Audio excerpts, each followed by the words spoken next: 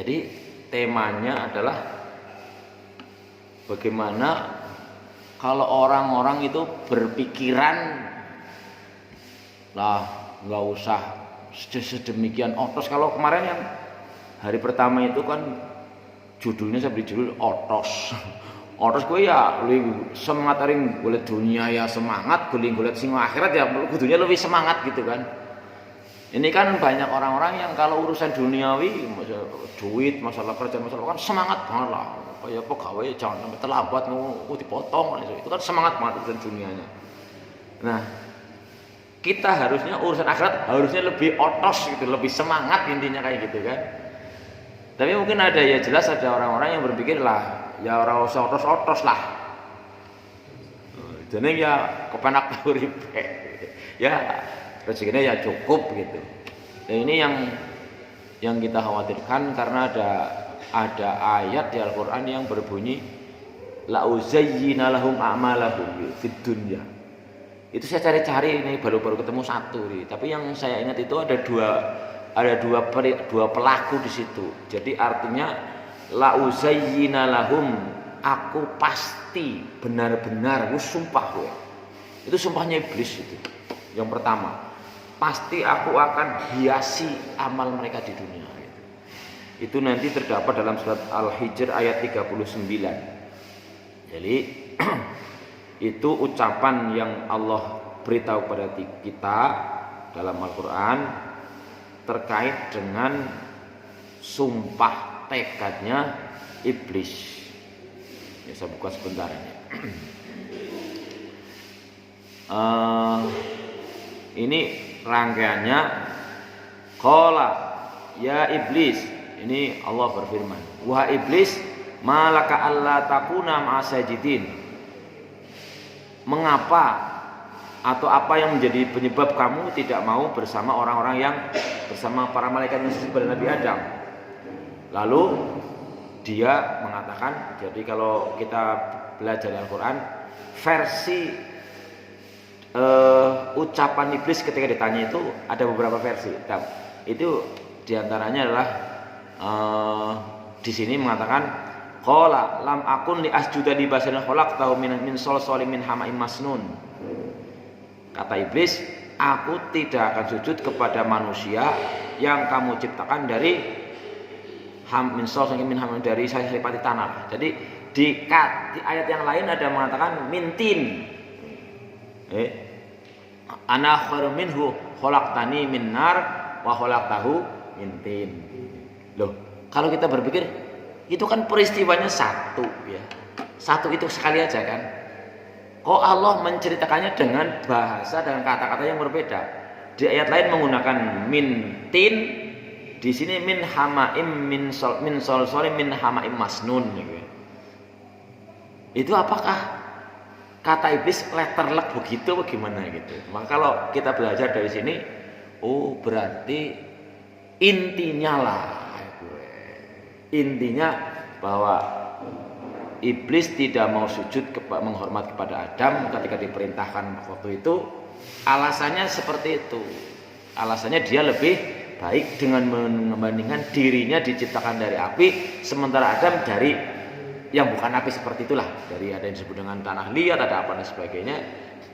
Dan juga kita bisa belajar bahwa menyampaikan sesuatu itu kata-kata bisa berbeda, tapi konteksnya maknanya sama gitu lah. Kalau dalam bahasa istilah ilmu bahasa disebut dengan bahasa Arab ya muradif, atau bahasa Indonesia bahasa Inggris sinonim lah, atau bahkan paraphrase dalam istilah akademik dengan ungkapan yang berbeda tapi maknanya intinya sama gitu.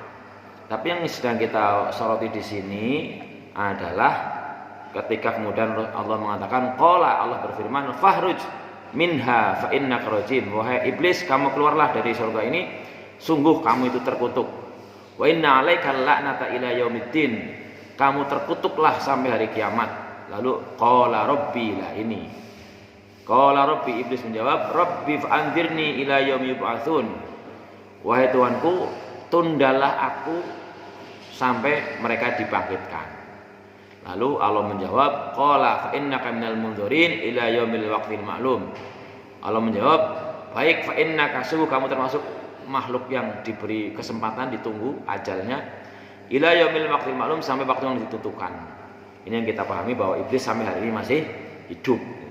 Lalu setelah diberi kesempatan hidup sampai hari dibangkitkannya manusia itu, dia berkata, bersumpah, qala rabbi bima awaitani la uzayyina lahum fil ardi. Ini kata-kata iblis.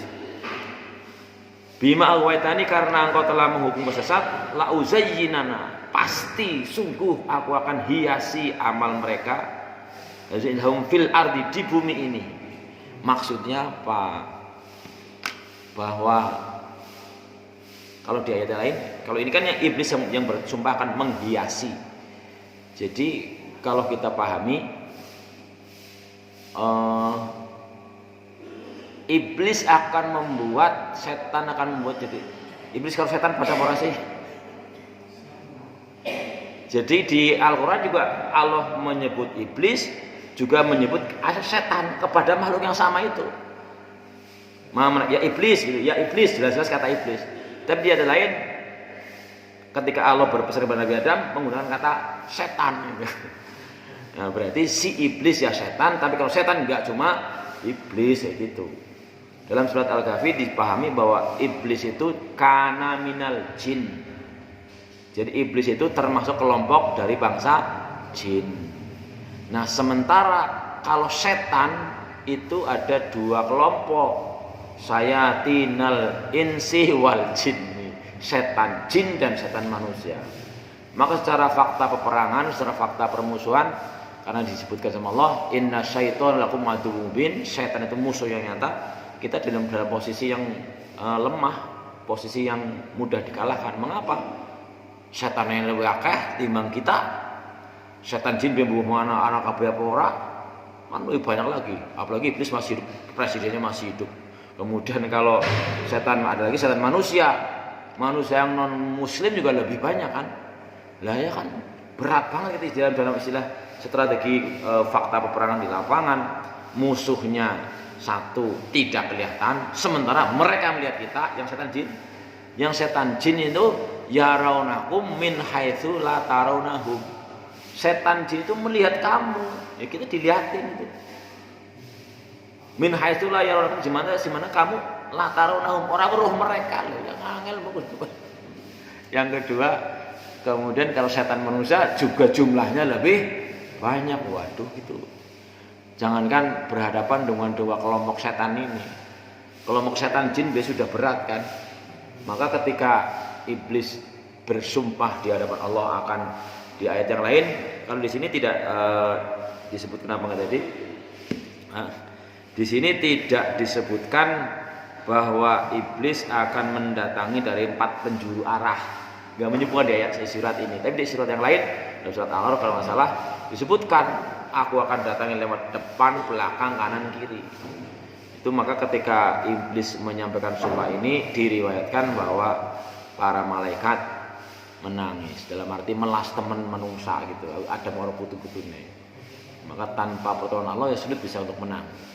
Memang si iblis mengatakan dalam ayat ini terusnya, wala uwiyannahum ajmain, pasti aku akan sesatkan mereka semuanya, illa ibadaka minhumul mukhlasin, kecuali dari hamba-hambamu dari antara mereka yang mukhlasin. Lah ini kalau tinjauan bahasa Arab, mukhlasin kan yang dibuat ikhlas. Lalu dalam ayat yang lain, dalam surat Al-Bayyinah, Allah menggunakan kata mukhlisin. Lalu bedanya apa? Ya, kalau tinjauan bahasa, mukhlisin itu isim fa'il, berarti bersifat aktif, mukhlis. Sementara mukhlasin itu isim maf'ul, bersifat pasif. Berarti kalau diterjemahkan, kecuali hamba-hambamu yang kau buat ikhlas. Maka dari dua ayat ini bisa kita pahami bahwa tugas kita harus berusaha ikhlas, mukhlis. Sebagaimana dalam surat Al-Bayyinah, wa ma umiru illa liya'budullaha mukhlishina lahuddin. Tetapi di ayat-ayat yang terkait dengan Allah beri karunia besar, seperti misalnya karunia kepada Nabi Yusuf ketika digoda itu juga innahu min ibadinal mukhlasin, bukan mukhlisin. Maka tugas kita berusaha untuk mukhlis, benar-benar ikhlas, benar murni karena Allah, bukan karena yang lain. Nah, kemudian yang saya soroti selain kata-kata uzayyina lahum itu adalah, kalau nggak salah ada ayat lainnya belum ketemu, tentang orang-orang yang tidak mengimani akhirat. Walladzina la yu'minuna bil akhirati la uzayyina lahum amalahum. Itu kalau nggak salah ini seperti itu berbunyi. Dan orang-orang yang tidak mengimani. Nah ini seringkali kalau kata-kata iman kadang-kadang sangat mudah diucapkan, dipahami. Ya beriman, ya percaya gitu. Seakan-akan kalau iman itu cuma sekedar percaya gitu. Seperti semalam disampaikan oleh Judi kan, bahwa orang-orang yang aku beriman bisa jadi dia bukan orang beriman. Oleh Allah dianggap tidak beriman ya. Ngomongnya ya wis beriman, aku beriman. Qaulu aman. Tapi oleh Allah ditolak lah. Kau udah beriman kau lah. Kamu bukan orang beriman. Wa ma hum mu'minin gitu. Nah, kalau sampai kita level dari situ ya bahaya banget.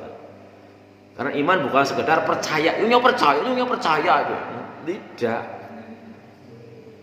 Nah, maka di dalam ayat yang kita sebutkan tadi, saya belum ketemu ini surat apa, ayat berapa, tapi ada ayat mengatakan bahwa orang-orang yang tidak mengimani akhirat itu kapan sih? Gampangnya bagi kita akhirat itu ya bar mati lah gitu kan. Jadi antara alam dunia dan alam akhirat itu ada batas yang disebut dengan barzakh. Barzakh itu alam kubur. Kata-kata barzakh itu ada di surat Ar-Rahman atau surat apa itu yang bainahuma barzakhul la yabghiyan. Jadi ada dua lautan yang kita banyak dilihat di YouTube. Dua lautan yang sebelah sini airnya berwarna agak coklat, sebelah sini hijau gitu. Yang sebelah sini tawar, sebelah sini asin, itu nggak bisa ketemu. Biasanya kalau kita kan nyampur, kalau pinggir laut ini air di sungai ini ke laut sana ya nyampur kan. Ditilangnya tetap campur, tapi ada lautan yang tidak terpisahkan gitu. Ada yang dipisah dengan ya ada batas lah, barzakh gitu. Maka kita bisa memahami bahwa kalau begitu ya gampangnya akhirat itu kapan? Ya bar seseorang mati gitu. Berarti alam barzakh itu sudah masuk pintunya alam akhirat, belum akhirat belum.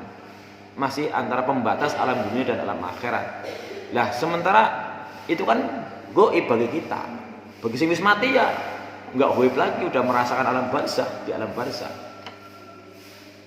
Maka ketika ada orang ya banyak mungkin ya tidak mengimani akhirat, dalam arti tidak persiapan untuk di sana, itu la uzayyina lahum a'malahum. Kalau misalnya juga ayatnya begitu.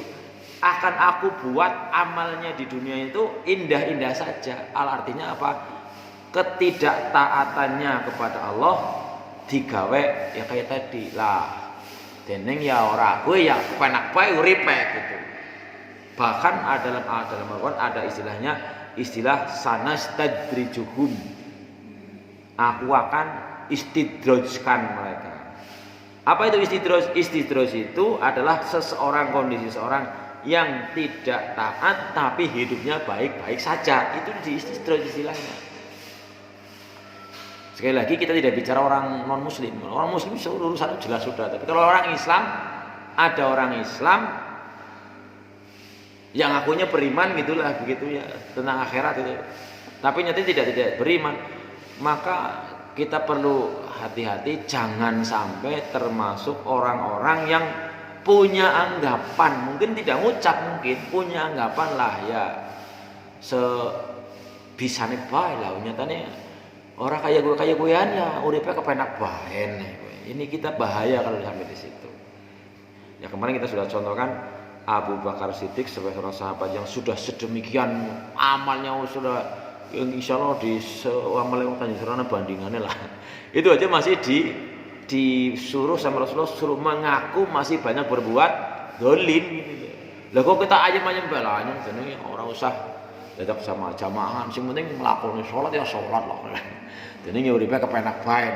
Ini kita berbahaya kalau sampai ada anggapan seperti itu. Maka mudah-mudahan dengan kita mempelajari ini ya sekali lagi kita boleh berhitung, memang diperintah, yaitu hasibu anfusakum qabla an tuhasabu. Tapi jangan sampai kita terjebak bahwa merasa orang perlu sedemikian otos-otosnya dengan ibadah-ibadah yang langsung mahdoh kepada Allah, toh uripe kepenak baik di dunia. Nah, ini yang mudah-mudahan menjadi pengingat kita untuk ya berusaha semaksimal mungkin memanfaatkan kesempatan yang ada. Rasulullah bersabda, "Itanim khamsan qabla khamsin." Di antaranya kemarin sudah yang 7 hal itu. Yang sekarang ini disebutkan di antaranya Itanim maghbun. Itanim ya maknanya bukan sekedar dijaga ajang nasi ngeragi meriang, ajang nasi sehat ajang nasi meriang, bukan. Kan di antara 5 itu yang pertama sihhataka qabla sakomika. Jagalah kesehatanmu. Kalau dalam lagunya Roma Irama ya pesan Nabi kepada semua umatnya, jaga 5 sebelum datang yang 5 gitu. Pertama, jaga sehat sebelum sakitmu. Bukan sekedar jaga aja meriang, bukan. Maksudnya manfaatkan kesempatan itu sebaik-baiknya. Yang dijaga tok ya yang mangan sehat, makanan yang sehat, rasa sing murah-murah dan sebagainya, di olahraga dan sebagainya. Yang kok ya sehat, tapi kenapa saya orang beribadah?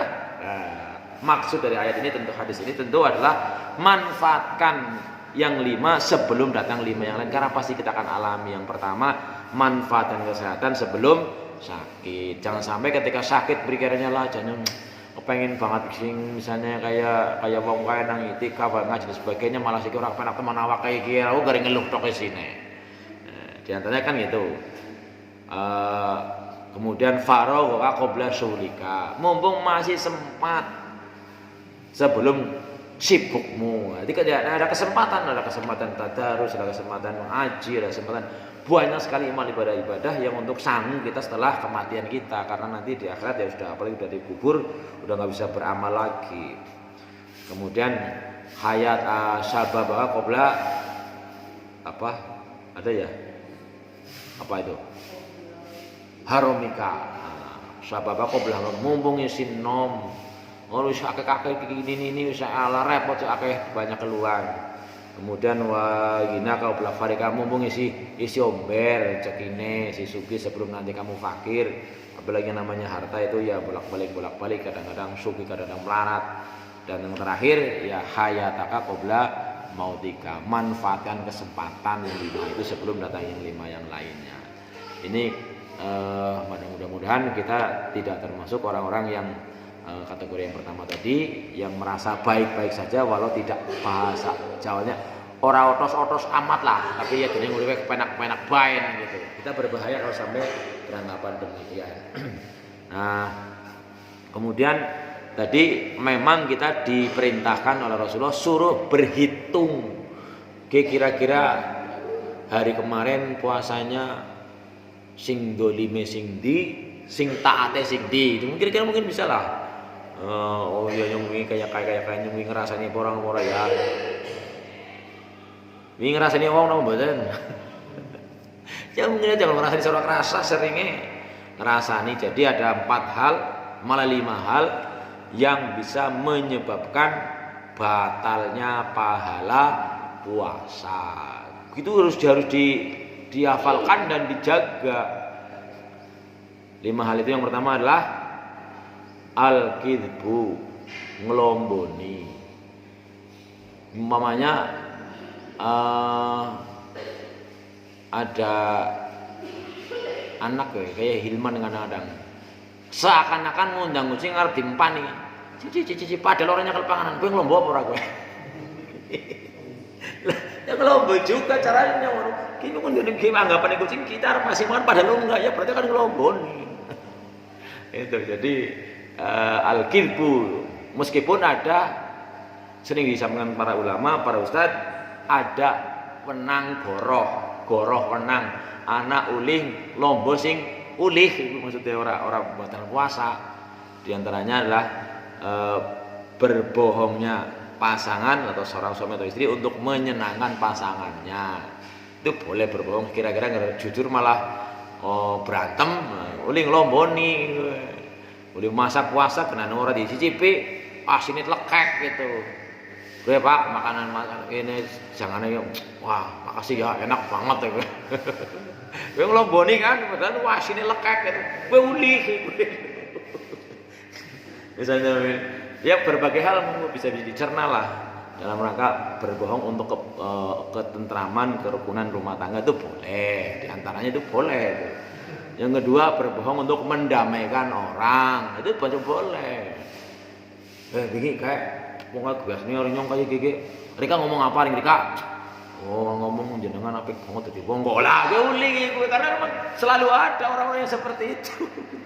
Ya kadang-kadang orang ini di tengah-tengah sing wong loro rakur sing ya cerita mengene sing cerita mengene kadang ada seperti itu termasuk boleh yang bohong gitu.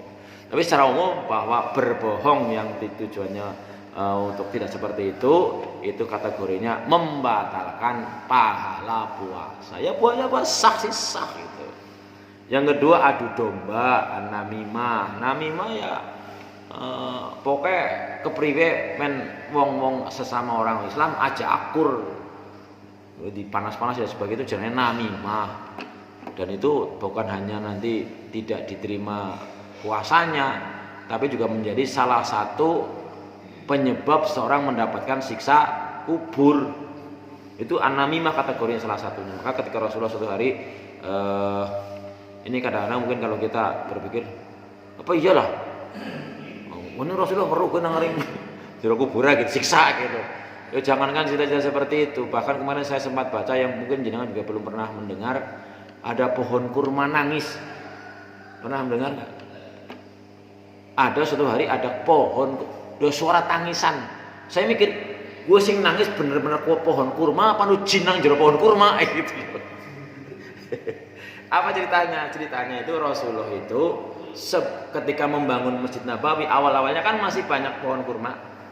Nah, itu setiap Rasulullah khutbah Jumat itu bersandar di sebuah pohon kurma. Nah, itu setelah sekian lama ada seorang sahabat Ansor yang menawarkan, "Wahai Rasulullah, bagaimana kalau untuk khutbah jenengan anak saya tukang kayu saya buatkan mimbar gitu. Dari riwayat mimbar itu. Oh ya kalau itu bisa ya monggo silakan aja.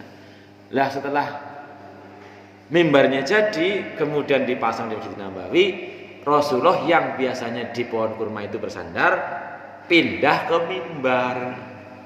Sehingga pada suatu ketika Rasulullah sedang khutbah itu terdengar tangisan itu. Jamaah juga mendengar tangisan pilu bahwa ya pohon kurma itu nunggu senang banget menjadi sahabat Rasulullah, menjadi sandar Rasulullah. Sekarang pindah gitu. Itu kedengaran siapa sih kesini apa siapa sih nangis gitu. Baik kita barangkali apa iya ya katanya kamu ini orang.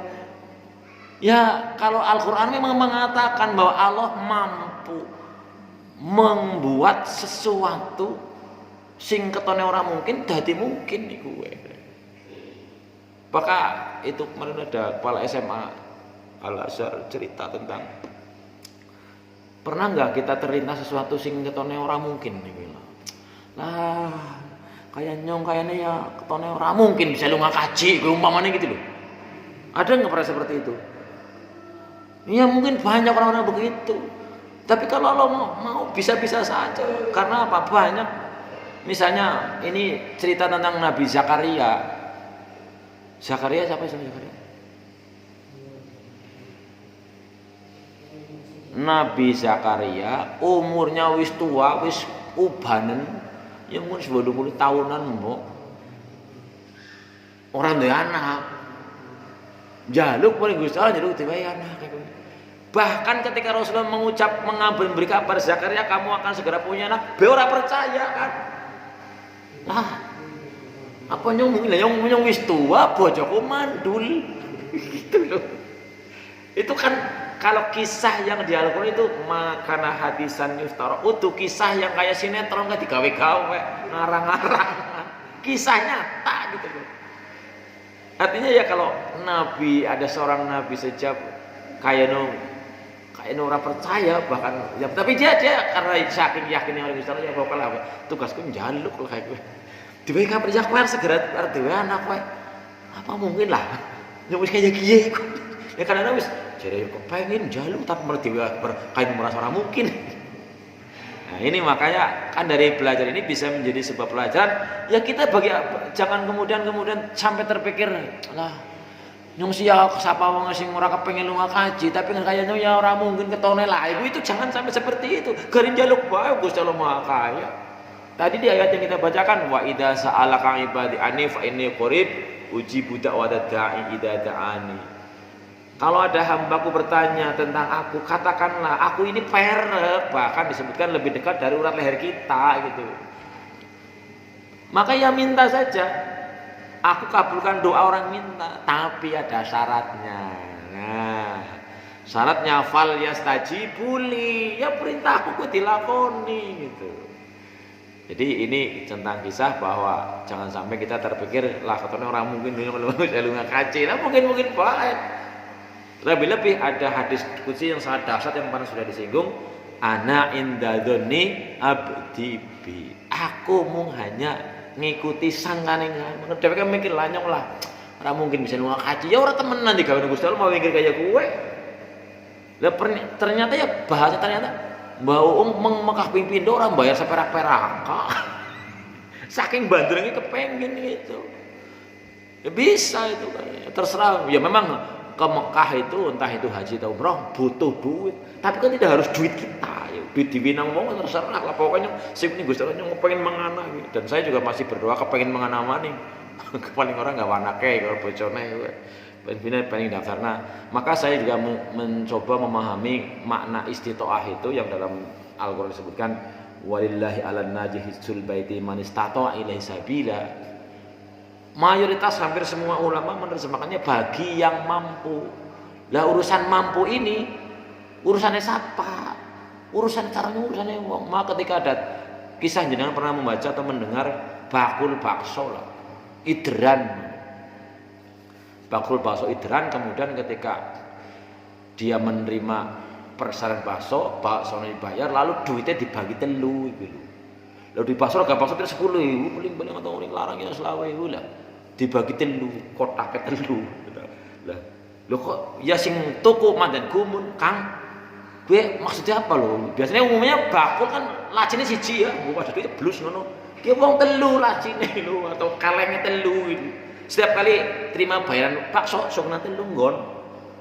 Ya orang sing weruh ya mandan gumun, mandan bertanya-tanya. Nah, apa kan kok gue? Karena pada telu kaya gue lho. Ki sing siji nggo modal esuk nggo tuku bakso, nggo kulakan nggo adol bakso. Sing siji ki nggo nafkah keluarga, mangan. Sing siji ki nggo lunga kaji. Bakul bakso kaji lah. Kang, bok dua kaji bagi yang mampu dah gue emang. Lah urusan mampu urusannya siapa? Maka kalau saya menerjemahkan kata mampu di situ bukan mampu. Bagi yang minta dimampukan. Kira-kira kalau kita makan pengen kenyang apa enggak? Kepengen kenyangan ya. Walaupun enggak disebutkan, enggak disebutkan ya Allah kenyangkan lapar kan enggak kan? Tapi kalau perut kenyang harus makan kan? Itu maksudnya. Ora ketang bahasanya ikut mancing. Maka dalam kaidah usuliyah, kaidah hukum, kalau kemarin kan bagi yang mampu ketika bertanya, itu ada ungkapan jadi tentang kata-kata perintah takwa itu yang pertama dalam surat Ali Imran apa ya, ittaqillah haqqa tuqatih ya ayyuhalladzina amanu taqullaha haqqa tuqatih, itu yang biasa dibaca. Wahai orang beriman, bertakwalah dengan sebenar-benar takwa. Wah, bote ora bisa gue, tidak terjangkau itu. Maka di ayat lain Allah mengatakan ittaqillaha mastata'tum. Semampu mungkin gitu loh. Dalam arti aktif berusaha. Bahari tadi nek mau pengen wareg ya gelem madang. Ora ketang. Mungkin sesendok. Kadang-kadang ada wong wis mangan mangkuk orang bareng-bareng biana ya maling anu cerita sugil bolong umpamane kira-kira seperti itu. Ya, kemarin bahkan saya ngaji ya orang ya biasa kalau biasa makan sedikit ya nggak perlu banyak-banyak sebenarnya gitu. Kembali kepada mana kata-kata istata'a, kalau saya lebih cenderung memahami bagi yang ingin, kalau istilah bagi yang minta Karena kata-kata itu satu rumpun dengan kata-kata nasta'in. Ista'ana, istaqomah, isti'anah, istiqomah. Itu serumpun cara-cara pembentukan katanya. Tapi ketika kita membaca istiqomah dalam surat Al-Fatihah kan iyyaka na'budu ista'anah itu. Isti'anah ya. Iyyaka na'budu wa iyyaka nasta'in kan diterjemahkan bukan bagi orang yang yang menolong ya. Kan kalau istiqomah istitoah itu kan sering diterjemahkan aktif mampu. Kenapa ista'ana tidak disebutkan menolong kan tidak, tapi minta ditolong. Iyyaka na'budu wa iyyaka nasta'in, hanya kepadamu ya Allah aku menyembah dan kepadamu kami minta ditolongi, minta pertolongan, minta mampu. Minta tolong ya ada caranya kan, maka dalam Al-Qur'an disebutkan dalam surat Al-Baqarah, ya ayyuhalladzina amanu sta'inu bis-sabri was-shalah. Tuh, caranya minta tolong ning Gusti Allah karo sing sabar karo salat. Sabar kepriwe sabar ya berusaha terus. Bahasanya endurance, enggak gampang menyerah. Gitu, enggak mengeluh Allah istilahnya, enggak mengeluh. Itu sabar. Dan sholat gitu. Jadi ada cara-cara itu, maka kalau saya lebih cenderung meskipun mayoritas ulama mengatakan sekedar mampu, bukan minta dimampukan. Karena kalau menurut saya kalau minta dimampukan itu berarti aktif orang kayak bakul bakso miki lah. Sehingga kan banyak cerita ada bakul giting akhirnya mangkat kaji karo nabung dari hasil jualan giting. Di singgono kan ada tukang cukur. Sementara orang-orang bermobil, mobilnya berharga ratusan juta, nganti mati orang mangkat kaji jare wong Islam. Alasannya apa? Nyong kategori orang mampu kategorinya. Jadi mampu sebegini ini mudah-mudahan ini menjadi ya sekali lagi tiap orang bebas memahami, tapi mestinya kita berusaha mencari pemahaman yang lebih tepat itu terkait dengan masalah kemampuan. Nah, terkait lagi kembali kepada yang topik kita. Jangan sampai kita termasuk orang-orang yang merasa atau mungkin bukan tidak ya, kurang taat lah dalam hal ini, kurang mengamalkan ajaran Islam, tapi merasa hidupnya baik-baik saja. Khawatirnya nanti masuk kategori orang-orang yang seperti tadi, yang merasa istilahnya GR lah di dunia. Kita boleh berhitung, tetapi jangan sampai menjadi orang-orang yang oleh Rasulullah disampaikan orang yang bangkrut. Bangkrut di akhirat artinya bukan orang duit, tapi amalnya merasa sudah cukup banyak, nggak taunya di hadapan Allah nilainya kosong. Ya, iya, nggak punya apa-apa, artinya sampai amal baiknya itu nggak ya alasannya bermacam-macam kan ya, karena nyakitin orang, karena mengambil hak orang, karena yang lain-lain. Yang jelas kuncinya adalah orang ini orang yang GR, merasa hidupnya sudah baik, sudah banyak sehingga udah suci semuci lah, orang perlu sedemikian otos gitu dalam beribadah bahasanya. Kemudian meninggal dunia, masuk alam barzah, alam akhirat, ternyata catatannya itu lebih banyak amal buruknya, entah itu baik langsung pada Allah maupun yang terakhir dengan manusia lain, itu termasuk orang-orang yang bangkrut. Nah, mungkin itu kajian kita pagi hari ini tentang kata kunci ada dua hal, yaitu jangan sampai termasuk orang yang GR atau orang merasa baik-baik saja, padahal mungkin dari segi kacamata lahiriah kurang ketaatan kepada Allah. Kemudian yang kedua mengenai bagaimana kita merasa untuk minta dimampukan dengan usaha, ya bukan hanya masalah haji, masalah apapun. Karena memang juga doa yang sedang kita baca, Allahumma a'inni, itu artinya kan minta ditolongi. Allahumma a'inni ala dzikrika wa syukrika wa husni ibadatik, itu ya termasuk kategori ke arah sana juga, yaitu minta ditolongi. Kalau Allah mau menolong, ya pasti bisa saja. Nggak heran kalau ada kemudian tadi ternyata pohon kurma yang nangis gitu ya. Masa kurma nangis? Kemudian Rasulullah mendekati pohon itu, kemudian dielus, dipeluk, terus sejak itu jari pohon kurmanya terus meneng. Terus Rasulullah bersabda, kalau aku tidak peluk nih saya nih, pohon kurmanya akan menangis sampai hari kiamat itu. Kira-kira seperti itu, ada cerita ya, walau hakikatnya, tapi itu yang masuk akal saja bahwa kalau Allah mau ya apapun bisa ngomong kayak gitu. Alladzi antaqa kulla syai', itu di Al-Qur'an ada. Lima antaqa alaina. Kenapa kamu ngomong sama yang merugikan kami? Ya Allah yang bikin aku ngomong kok gitu. Di samping dalam surah Yasin juga bahwa nanti al yauma nakhtimu ala afwahihim wa tukallimuna aydihim, gitu kan, seperti itu. Yang ketiga mengenai tadi kata mampu, yang mudah-mudahan kita juga diberikan kemampuan, semangat untuk mencari bantuan dari Allah Subhanahu wa taala agar bisa lebih baik dan lebih baik, sehingga kita termasuk meninggal nantinya husnul khotimah, amin ya rabbal alamin. Apa ada yang mau ditanyakan? Gak ada ya. Nah, kuncinya terakhir tadi, kita jangan merasa kita harus berani bermimpi yang seakan-akan mustahil lah gitu. Seakan-akan mustahil. Bagi Allah kalau mau bisa ya mau bisa-bisa saja kalau gitu. Karena Allah Maha Kuasa. Maka ketika cerita anak saya katanya si Gledin yang kelas 12, kelas 11 sekarang kok pengen kuliah nang New Zealand gitu ya. Ya mudah-mudahan mungkin ada jalan lah. Jadi kalau saya dan istri itu kebanyakan berawal bukan dari ada, kemudian punya keinginan, tapi dari keinginan kemudian mencari jalan. Semua hampir dalam hal apa itu, hampir semuanya. Entah itu yang bersifat ibadah mahdoh seperti pergi haji, atau itu nyekolah anak-anak, atau beli kendaraan, itu semuanya bukan dari sudah ada dulu, tapi kepengin lalu cari jalan, dan jalannya kan bahasanya macam-macam. Ada yang naik, ada yang turun, ada yang lain, tapi akhirnya juga sampai. Nah itu, maka ini menjadikan sebuah kita pelajaran agar kita semangatnya harus lebih tinggi dari semangatnya iblis gitu kan. Iblis semangatnya luar biasa, ya kita harus lebih tinggi. Kalau enggak ya pasti kalah.